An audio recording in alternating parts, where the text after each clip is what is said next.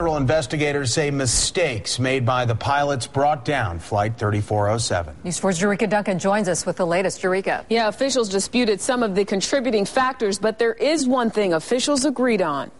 The Flight 3407 crash didn't have to happen.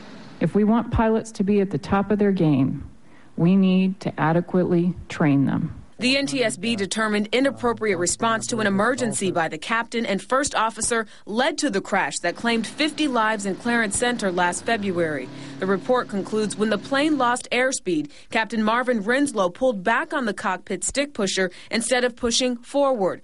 Rinslow had failed several tests and check rides as a regional pilot, which could explain why he reacted incorrectly.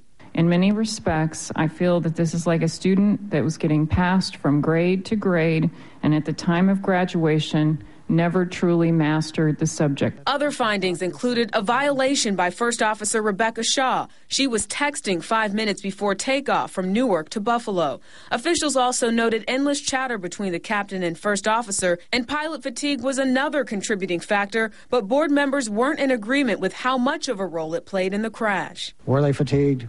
Yes. Did it affect their performance?